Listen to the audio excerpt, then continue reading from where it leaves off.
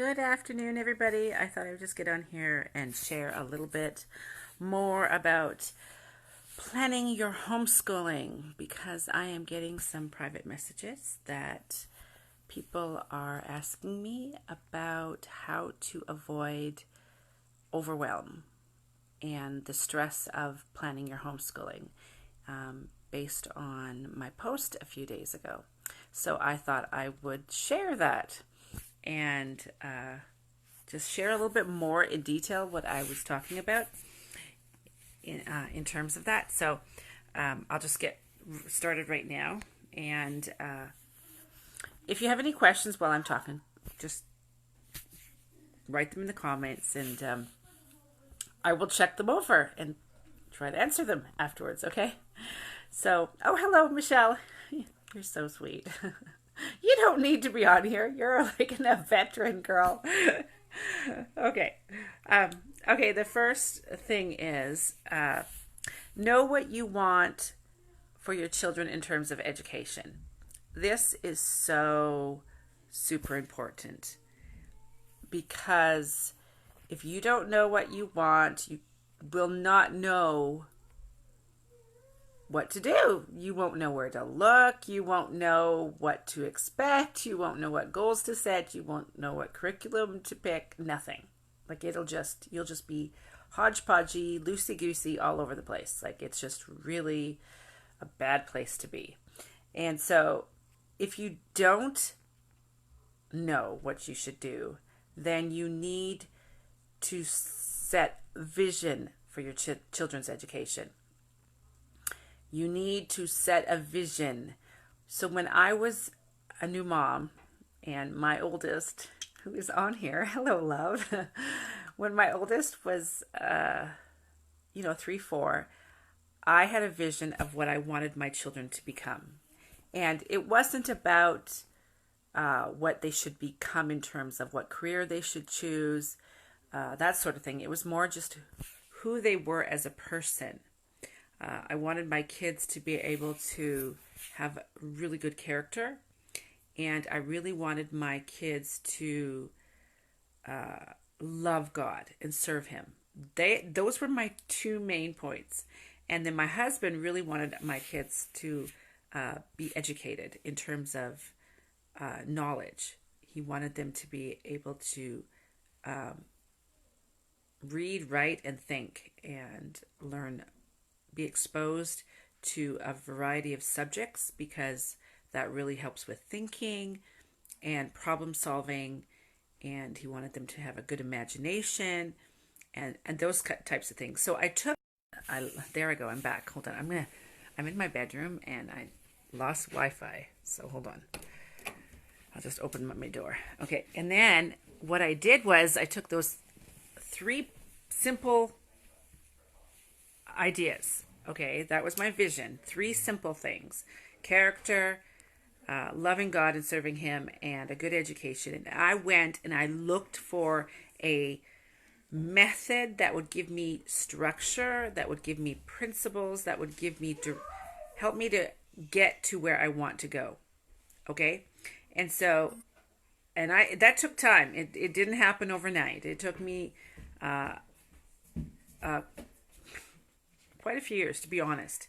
But that's because I started very young. I started when my oldest was very, very young, and I researched and I did a lot of that. So I encourage you to, if you don't have vision, set it, and then take the time to research it. So the best thing to do is to ask somebody who has been successful in their homeschooling, like Nancy Kelly of Sage Parnassus. She's got her own page here on Facebook.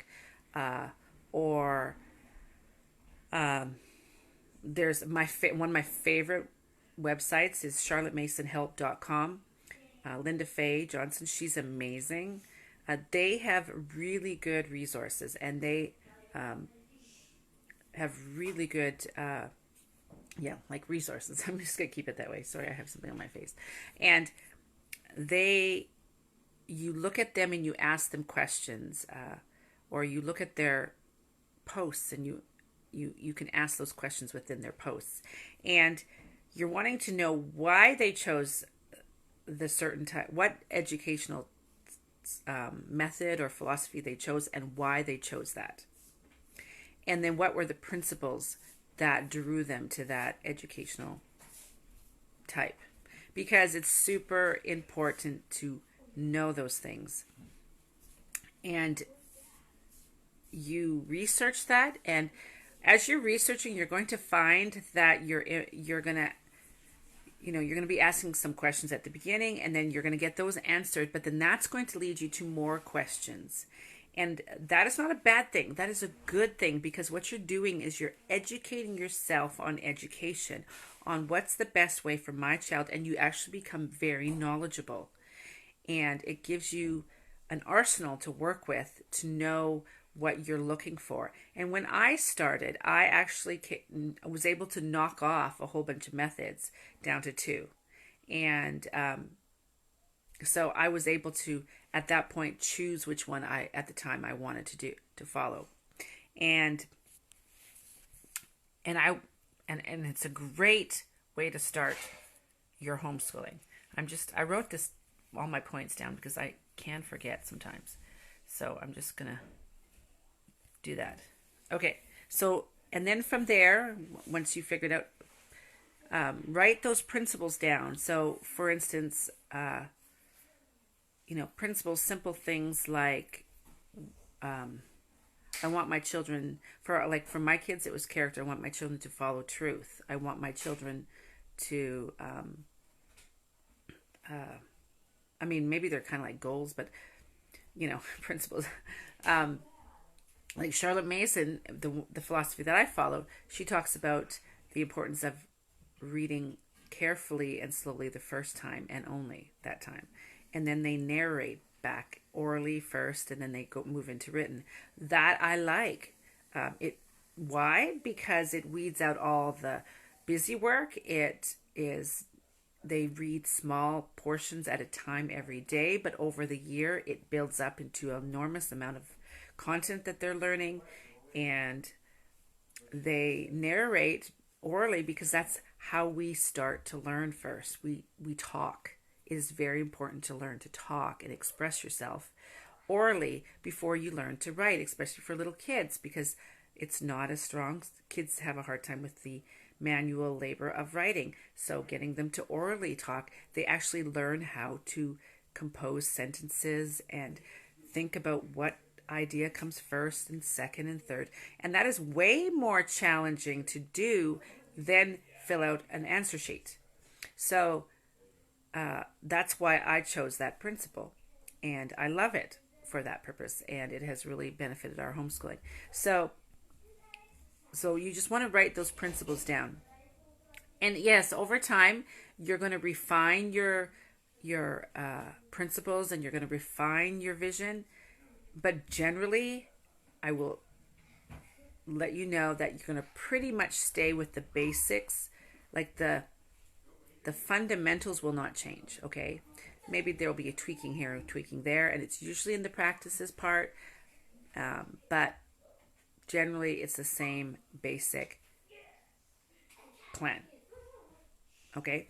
And I'm going to really encourage you not to be loosey-goosey on this. I see a lot of homeschooling moms being loosey-goosey, lots of them. They just kind of pick from here and there and everywhere. But you know what? That does not help you feel solid in your homeschooling. You're often moving from this idea to that idea, and it can cause confusion with your kids and cause a lot of problems in your homeschooling. And you will not feel confident about what you're doing for your kids' homeschooling. So that was my first tip. Know your vision and your principles, okay? The second thing I suggest, and I have to be careful on this one because I know all of us fall for this from, time to time. And sorry, I got something in my hair. There we go.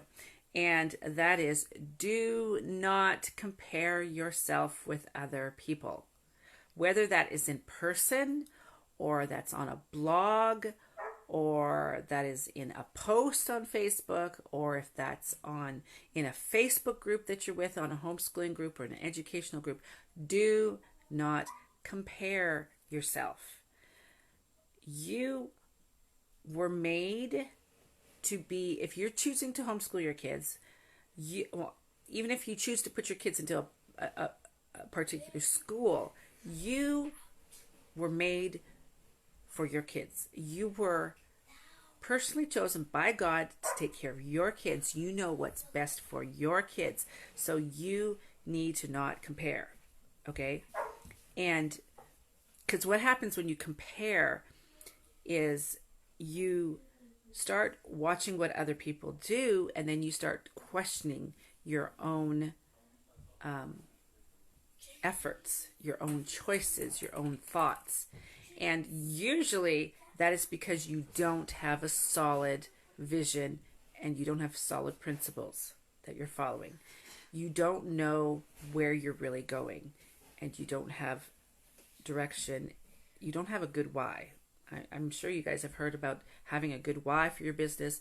Have one for your homeschooling, and then from there have a good vision and principles that you're following. Because when you're reading posts from other people or blog articles or ideas from other people, even solid people, you still have to be careful. And it's not so much what they're saying is wrong, it's how you receive it. The reason I'm saying is that what people post on their pages and stuff, that's their, when they've read an educational philosophy, they have read it and interpreted it the way they see it, basically. And could they be right on? Yes, they could be right on the money. But if we're insecure in what we're thinking, then we can misconstrue what they're saying and put extra pressure on ourselves than we need to. I hope that makes sense. Often our struggles are not what other people are doing, it's what we're feeling inside in response to what other people are doing. And so we need to guard our hearts and our minds in with what we're looking at and with what we're reading and taking in. And we should have a purpose in what we're reading and looking at. And so be very aware of those things. Be aware of how easily you can get swayed with ideas. Be aware of your level of confidence in your homeschooling. Be aware of your level of what your choices are. And that's what you should be focusing on, no matter what it is. Just because I follow Charlotte Mason doesn't mean you should follow Charlotte Mason. You got to go out and find out for yourself, okay? I love the philosophy. I think it's a great philosophy, but just because I'm following it doesn't mean you should follow it. I'm a huge encourager of people learning things for themselves. Even when in my business, I do not push people. I will encourage them, but I tell them, you need to do this for yourself. You need to know this information for yourself, because then you will be way more solid, on a solid footing for yourself and for your situation, for your health. I can help you get there, and I will tell you the truth. And if anybody's on this page, on my live, who's had me help them with their health, they'll know I don't be around the bush, because it's your responsibility to know where you're going, and it's your responsibility to understand how things work, and so on and so forth. So same within your homeschooling, you want to know where you're going, and you have to decide that. Other people cannot decide that for you. Okay? Having said that, focus on the principles and goals that you have for your children. And if you're looking for a particular curriculum, you want to really know what you're looking for. And you have to just jot down some notes. Like, for instance, if you're looking for a Okay, if I'm looking for, let's say, I'm trying to think of an idea, math program, okay? I'm strong in math. I love math, okay? My math programs have to be very, I'm trying to think, very structured. It has to have a lot of practice questions and it has to be well taught. The rules have to be laid out and it has to be, grown, building on top of one another, and they have to have good practice and so on and so forth. And with that in mind, I go out and look for a curriculum with those principles in mind. I do not. Oh, there we go. I'm back. I guard myself from getting distracted and following what other people do because that will lead me off the path that I'm on. It'll take me on a tangent that I don't want to go on.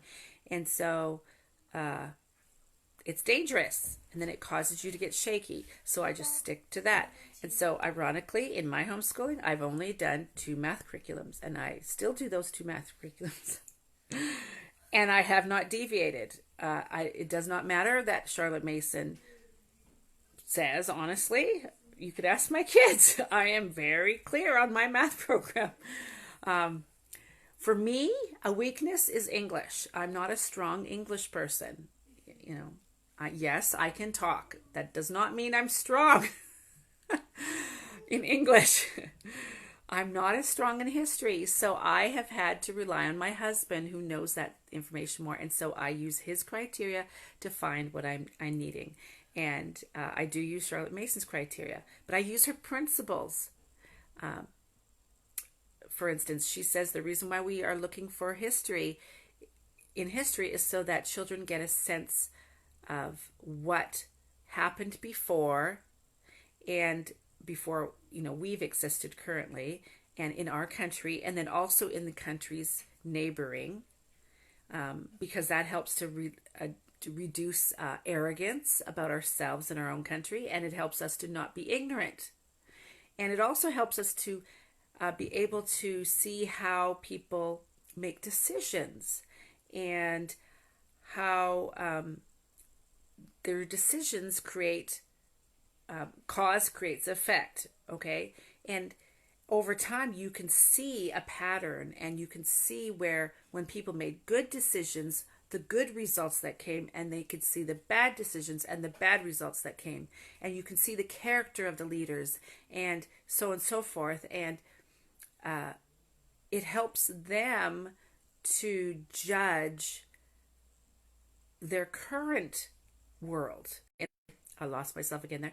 It helps them to make sense of what's going on in our world today, in our government, in our economy, in just society, in our ideas, and so on and so forth. And then they are much more equipped to be able to make good decisions and how to vote in a better way. They're not swayed with public opinion. They're not swayed with charismatic people. They're not swayed with somebody who's got the pizzazz but has no content. You know what I mean? So that is what she says. And it also helps them to know how to judge themselves and how to rule themselves, their own selves. They're not going to be swayed by feelings and people's opinions and so forth, but rather they're going to follow principles because they've learned this in history. So do you see what I'm saying? I hope I make sense. So when you know what you're looking for based on principles, it just guides you so much more, because principles, okay, let me back up a little bit. When we focus, because the reason I'm saying that is because when we focus on principles, I lost myself again. I'm not doing very well with Wi-Fi in my room. Okay, it helps us to know when we follow principles and goals. It helps us to know what we're looking for in terms of books and curriculum and practices and plans. But when you don't do that, when you are more concerned about how to do something, you actually get distracted. You will follow everybody, and you will follow everybody's ideas, and then you won't know which one's better and which one's not so good for your kids, and which one is a wiser choice to take and which one's not. And I did that. Because I wasn't feeling solid. Even though I had studied about the principles, I hadn't really grasped hold of them. And so you have to really grasp hold of those principles and that vision and stick to it. So, and then it's still easy, even if you do grasp this, you can tower down and fall if you are not careful to guard your mind and your heart. And so I used to follow a lot of blogs, a lot of people for homeschooling, and I now don't. Actually, I don't follow anybody. Maybe one, maybe two, maybe. And I check them once in a while, primarily to find a resource that I'm looking for, or I'm trying to get clarification on some understanding of some concept or some principle, but I do not do it for practices. And practices follow principles and goals. They are not the first. And we often put that first. And that is not